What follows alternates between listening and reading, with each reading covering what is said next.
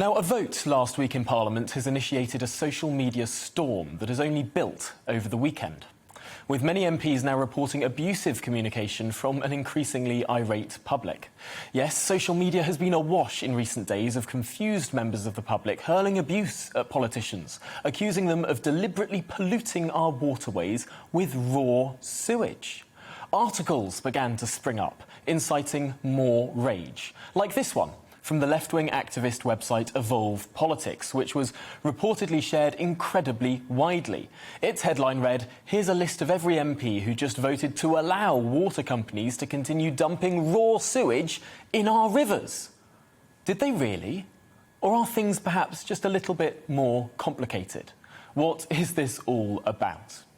Well, the Environment Bill is making its way through Parliament. Not that you'd know from all the headlines around it, but this is actually a bill that itself is designed to get tougher on water and waste management.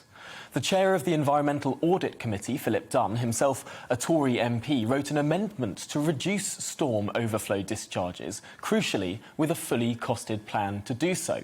So far, so simple. Well, when the bill reached the Lords, a further amendment was attached with an uncosted proposal to ban all storm overflows. The amendment was tabled by the 9th Duke of Wellington, no less, a hereditary peer whose great-great-great-great-great-grandfather defeated Napoleon at the Battle of Waterloo. Now, I'm sorry, Your Grace, but having a familial connection to Waterloo doesn't necessarily make you much of a plumbing expert, despite the name. Indeed, this amendment could have actually both accidentally cost hundreds of billions of pounds and divert sewage into our streets, instead of down waterways at times of high pressure on the system. Gloucester MP Richard Graham sits on the Bill Committee for this legislation, and he said it would lead to stratospheric amount of spending on new sewage systems.